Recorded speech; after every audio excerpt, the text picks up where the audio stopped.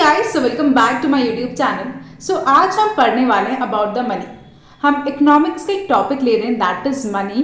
ठीक है, अब ये होता क्या है ये तो हम सबको पता है कि हम डेली लाइफ में यूज कर रहे हैं। We all know what money is, but economics में इसका मतलब क्या है, मनी का इसका फंक्शन क्या है, तो वो सब चीजें आज हम कवर करने वाले हैं in this video. So without wasting any more time, let's get into that.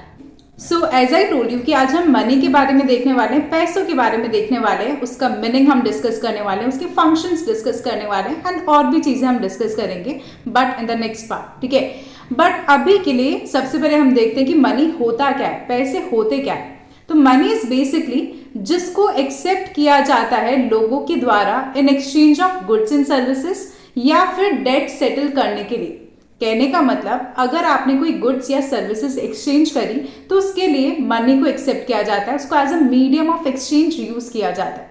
ठीक है, तो दैट इज मनी। या फिर आपको अपना कोई डेट सेटल करना है, अपना कोई कर्ज चुकाना है, तो उसके लिए जो एक्सेप्ट किया जाता है दैट इज मनी। बहुत ही सिंपल चीज है। ठीक है, तो इकोनॉमिक्स में जो मनी है उसको फिजिकल फॉर्म से डिफाइन नहीं करा गया है, बट उसको उसके फंक्शन से डिफाइन करा गया है। मतलब वो क्या काम करता है, उसका क्या फंक्शन है, क्या रोल है, उससे डिफाइन करा गया है मनी को। Not through the physical form कि वो पेपर करेंसी है या क्या है, तो उसके थ्रू से डिफाइन नहीं करा गया। ठीक है, तो अगर कोई चीज मनी का फंक्शन परफॉर्म करती है तो दैट इज मनी। अब यहाँ पर कुछ इकोनॉमिस्ट के द्वारा हम डेफिनेशंस भी देख लेते हैं कि मनी की क्या डेफिनेशंस है, बिकॉज हम जब इकोनॉमिस्ट की डेफिनेशंस लिखते हैं तो एक बहुत ही अच्छा इंप्रेशन पड़ता है एग्जामिनर के ऊपर एंड मार्क्स मिलने के चांसेस थोड़े से ज़्यादा हो जाते हैं। तो हम यहाँ पे इकोनॉमिस्ट की डेफिनेशन देखते हैं। तो क्राउदर के according money is anything that is generally acceptable as a means of exchange and act as a measure and store of value. मतलब मनी वो है जिसको एक्सेप्ट किया जाता है एक मीन्स ऑफ एक्सचेंज की तरह। ठीक है, मतलब अगर आप कुछ एक्सचेंज कर रहे हो, चाहे वो गुड्स हो चाहे वो सर्विसेज हो, तो उसके लिए जो चीज एक्सेप्ट करी जा रही है दैट इज मनी। और ये कैसे काम करता है money? As a measure of value and store of value. अब क्या होता है मेजर ऑफ वैल्यू, क्या होता है स्टोर ऑफ वैल्यू या मीन्स ऑफ एक्सचेंज, ये सब क्या है? तो ये जब अभी हम फंक्शंस देखेंगे ना, तब मैं ये सारी चीजें आपको एकदम अच्छे से क्लियर कर दूंगी। बट अभी के लिए इतना सा समझो कि क्राउदर ने जो है मनी के बारे में क्या डेफिनेशन दी है। ठीक है, अगर आपको यहाँ तक कोई डाउट्स नहीं है तो अपन आगे मूव कर दें, नहीं तो आप कमेंट सेक्शन में जाइए एंड सबसे पहले मुझे बताइए कि आपको क्या डाउट्स आ रहे हैं या क्या क्वेरीज है आपकी। So do let me know all those things in the comment section और मैं कोशिश करूंगी कि आपके डाउट्स और क्वेरीज सॉल्व करने की as soon as possible. Okay, अब हम यहाँ पे देखते हैं कि केन्स ने क्या डेफिनेशन दी थी। तो केन्स बोलते हैं कि मनी जो है एक लिंक है between the present and the future.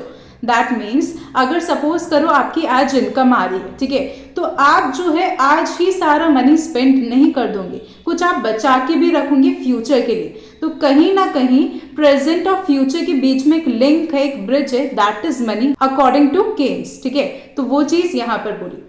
अब मार्शल के अकॉर्डिंग मनी क्या है? तो money is all those things which are generally accept as a means of exchange and the same time act as a measure and store of value. जैसे कि क्राउदर ने बोला, exactly वही चीज यहाँ पे मार्शल ने बोली, दैट मनी वो सारी चीजें हैं जिसको मीन्स ऑफ एक्सचेंज की तरह एक्सेप्ट किया जाता है एंड उसके साथ साथ वो एक्ट करता है as a measure and store of value. तो यहाँ पर अब हम फंक्शंस देखेंगे तो हमने ये सारी चीजें एकदम अच्छे से समझने वाले हैं, that what is means of exchange और what is the measure of value, what is store of value, तो वो सब चीजें हम अभी समझने वाले हैं। तो यहाँ तक तो हमने देखा कि मनी होता क्या है, उसके डेफिनेशंस देखी, मीनिंग देखा, तो वो हमने डिस्कस किया। अब हम देखते हैं फंक्शंस क्या है मनी की, मनी क्या फंक्शन परफॉर्म करता है, क्या काम करता है, क्या रोल है उसका, तो वो चीज अब हम देखते हैं। तो जब हम फंक्शंस की बात करते हैं कि मनी क्या फंक्शंस परफॉर्म करता है, तो यहाँ पर हमने फंक्शंस को तीन मेन कैटेगरीज में जो है क्लासिफाई किया। दैट इज प्राइमरी फंक्शंस कि मनी के कुछ प्राइमरी फंक्शंस होते हैं, then secondary function and then is the contingent functions. ठीक है, तो ये तीन कुछ फंक्शंस होते हैं मनी के, primary, secondary and the contingent functions. ठीक है, अब यहाँ पे हम एक एक करके फंक्शंस देखते हैं। तो सबसे पहले अगर हम प्राइमरी फंक्शंस देखें मनी के, तो क्या होते हैं प्राइमरी फंक्शंस ऑफ मनी? तो प्राइमरी फंक्शंस ऑफ मनी वो फंक्शंस है जो कि बहुत ही बेसिक और बहुत ज्यादा एसेंशियल है, मतलब बहुत जरूरी है। ठीक है, जिनके बिना मनी एग्जिस्ट ही नहीं कर सकता। तो सबसे पहले वो प्राइमरी फंक्शन आता है that money as a medium of exchange. That means money जो है एक इंटरमीडिएरी की तरह वर्क करता है, एक इंटरमीडिएरी की तरह एक्ट करता है in the exchange of goods and services. तो इफ यू रिमेंबर, पहले के टाइम पे चलता था बार्टर सिस्टम। दैट मीन्स अगर सपोज करो मेरे पास वीट है, आपके पास शूज है, ठीक है, आपको वीट की नीड है और मुझे शूज की नीड है, तो ऐसे में हम तभी जो है गुड्स एक्सचेंज कर सकते हैं। मतलब यहाँ पे क्या होता था, डबल कोइंसिडेंस ऑफ वांट्स होती थी, ठीक है, कि मेरे को शूज ही चाहिए और आपको वीट ही चाहिए, ठीक है, तो मैं क्या करूंगी, मैं अपने वीट दूंगी और बदले में आपसे शूज लूंगी। तो यहाँ पे कोई भी मनी का रोल नहीं आया, गुड के बदले हमने क्या दिया, गुड दिया, ठीक है, या गुड्स के बदले सर्विसेज या सर्विसेज के बदले सर्विसेज, तो वो सब चीजें हम यहाँ पे देखते हैं। तो that is barter system. But जब मनी का इंट्रोडक्शन हुआ तो क्या होने लगा कि अगर सपोज करो मैं आपको अपने वीट दे रही हूं तो जरूरी नहीं मुझे शूज ही चाहिए, आप उसके बदले में मेरे को क्या दोगे, आप मेरे को पैसे दोगे, या फिर अगर आप मुझे शूज दे रहे हो तो उसके बदले में मैं आपको पैसे दूंगी, ठीक है। तो यहाँ पे मनी किस तरीके से वर्क करने लगा, as a medium of exchange, ठीक है, कि अगर आप कोई गुड्स या सर्विसेज एक्सचेंज कर रहे हो एक दूसरे से, तो ऐसे में आप किसका यूज कर रहे हो, पैसों का यूज कर रहे हो, मनी का यूज कर रहे हो, ठीक है। तो आप कमोडिटीज को बाय और सेल करने के लिए मनी का यूज कर रहे हो, तो उसी फंक्शन को बोला गया है that money as a medium of exchange. कि मनी कैसे काम करता है, मीडियम ऑफ एक्सचेंज की तरह काम करता है, एक मीडियम बनता है कोई भी चीज एक्सचेंज करने का, तो दैट इज मनी, ओके। तो जैसा कि अभी मैंने आपको यहाँ पे बताया कि मनी से पहले क्या हुआ करता था, लोग बार्टर सिस्टम का यूज किया करते थे, जहां पर गुड्स को एक्सचेंज किया जाता था गुड्स के लिए ही, मतलब एक सामान देके दूसरा सामान ले रहे हैं, ठीक है। तो ये जो सिस्टम था इसमें बहुत सारी प्रॉब्लम्स थी। यहाँ पर क्या हो सकता है, lack of double coincidence of wants हो सकती है। मतलब जरूरी नहीं है जो मुझे बेचना है वही आपको खरीदना हो, या जो आपको बेचना है वही मुझे खरीदना हो, तो ये चीज यहाँ पर जरूरी नहीं है। और यहाँ पर वैल्यू मेजर करना डिफिकल्ट हो जाता। तो ये सब कुछ प्रॉब्लम्स थी जो कि बार्टर सिस्टम में कहीं ना कहीं फेस करनी पड़ती थी लोगों को। तो मनी का जब इंट्रोडक्शन हुआ तो ये सारी जो प्रॉब्लम्स है ये कहीं ना कहीं हट गई, बस अब एक कॉमन मीडियम रहा, दैट इज मनी। तो अब ये जो डबल कोइंसिडेंस ऑफ वांट्स है, ये वाला जो सिस्टम है ये कहीं ना कहीं हट गया, बिकॉज अब अगर सपोज करो मेरे को वीट बेचना है तो मैं आगे वाले से डायरेक्टली रुपीस ले लूंगी एंड मेरे वीट बेच दूंगी, जरूरी नहीं है उसके बदले में मेरे को कुछ खरीदना ही पड़ेगा, तो वो चीज यहाँ पे जरूरी नहीं है। तो ये चीज हमने बोली money as a medium of exchange. तो अब देखो जब money as a medium of exchange use होने लगा तो कितनी चीजें जो है और इजी हो गई। अगर सपोज करो फार्मर जो है वीट सेल कर रहा है मनी के लिए, तो वहां पर वो क्या कर सकता है, उस मनी से अपने लिए क्लोथ्स खरीद सकता है, ठीक है, मतलब वो जो चाहे उस मनी का वहां पे यूज कर सकता है। अब इसकी इंपॉर्टेंस क्या है मनी को as a medium of exchange use करने की, कि ये एक्सचेंज को बहुत ही स्मूथ और इजी कर देता है, टाइम और एफर्ट सेव करता है, ठीक है, अपन को इतना टाइम या एफर्ट नहीं लगता कि अच्छा उसी इंसान को ढूंढो जो मुझे चाहिए या जो मुझे बेचना है उस अकॉर्डिंग, तो वो टाइम और एफर्ट को ही बचा लेता है। और स्पेशलाइजेशन को एनकरेज करता है और लार्ज स्केल प्रोडक्ट को कहीं ना कहीं एनकरेज करता है, तो वो चीज़ हमने यहाँ पर बोली, ठीक है। तो ये कहीं ना कहीं बहुत ही इंपॉर्टेंट और प्राइमरी फंक्शन है मनी का as a medium of exchange. तो सेकंड प्राइमरी फंक्शन आता है that money as a measure of value, कि मनी क्या करता है, कॉमन मेजर प्रोवाइड कराता है सारी गुड्स और सर्विसेज की वैल्यू एक्सप्रेस करने में। दैट मीन्स अगर सपोज करो इस मार्कर की मुझे वैल्यू एक्सप्रेस करनी है तो मैं इजीली कर सकती हूँ कि अगर ये 10 रुपीज का है तो अपन ने क्या बोला 10 रुपीज, ठीक है। यहाँ पे मेरे को कुछ और चीज का यूज नहीं करना पड़ेगा कि अच्छा ये मार्कर जो है उसके इक्वल है, तो वो सब चीजें मुझे यहाँ पे नहीं करनी पड़ेगी। तो यहाँ पे जितनी भी प्राइसेस होती है वो मनी की टर्म्स में एक्सप्रेस की जाती है, जिससे कंपैरिजन पॉसिबल कि ये जो मार्कर है वो तो 10 रुपीज का है, बट कोई जो बुक है वो 10 रुपीज की नहीं। तो यहाँ पे जैसे एग्जांपल दे रखा है, पेन जो है 10 रुपीज का है एंड बुक जो है 100 रुपीज की है, तो अब मैं यहाँ पे कंपैरिजन कर सकती हूँ किसी भी दो गुड्स या दो सर्विसेज के बीच में या दो कमोडिटीज के बीच में, बट किस टर्म्स में, मनी की टर्म्स में, ठीक है। तो यहाँ पे हम वैल्यूज को इजिली कंपेयर कर सकते हैं बिकॉज उसको मनी की टर्म्स में एक्सप्रेस करा गया। तो मनी को जब हम as a measure of value use करते हैं तो उस चीज की इंपॉर्टेंस क्या है, तो यहाँ पे इससे ट्रेड जो है बहुत ही सिंप्लीफाई हो जाते हैं, अकाउंटिंग ईजी हो जाती है और नेशनल इनकम को जो है मेजर करने में हेल्प होती है। तो ये इंपॉर्टेंस है मनी को as a measure of value की तरह यूज करने का, ठीक है। तो वो चीज हमने यहाँ पर बोली। आई होप आपको यहाँ तक सब समझ में आ रहा हो, सब क्लियर हो रहा हो। बट फिर भी अगर नहीं होता है, कोई भी डाउट्स रहते हैं, क्वेरीज रहते हैं, I am saying this again and again कि आप जो है कमेंट सेक्शन में कमेंट कर सकते हो और मैं कोशिश करूंगी कि सारी क्वेरीज को या सारे डाउट्स को सॉल्व करने की एट दी अर्लीस्ट। ठीक है, अब हमारे आते हैं सेकेंडरी फंक्शंस ऑफ मनी। तो ये जो सेकेंडरी फंक्शंस है ये प्राइमरी फंक्शंस से ही अराइज होते हैं। प्राइमरी तो बहुत ज़्यादा बेसिक और एसेंशियल फंक्शंस हो गए, सेकेंडरी उनसे थोड़े से नीचे आ जाते हैं। ठीक है, बट ये अराइज कहाँ से होते हैं? From those primary functions only. ठीक है, तो जैसे कि सबसे फर्स्ट सेकेंडरी फंक्शन आता है money as a store of value, कि हम मनी को कैसे यूज करते हैं? As a store of value. That means अगर मैं चाहूँ तो मेरी अगर सपोज करो आज सैलरी आई, ठीक है, तो मैं उसको सेव कर सकती हूँ और फ्यूचर यूज के लिए उसको स्टोर कर सकती हूँ। कहने का मतलब सपोज करो मेरी सैलरी आई, तो उसमें से मैंने क्या करा, कुछ तो मैंने एक्सपेंसेस के लिए यूज कर लिया कि जो भी मेरे को खर्चे करने थे उन सब के लिए यूज कर लिया, मेरी नीड्स वांट्स के लिए मैंने कहीं ना कहीं यूज कर लिया।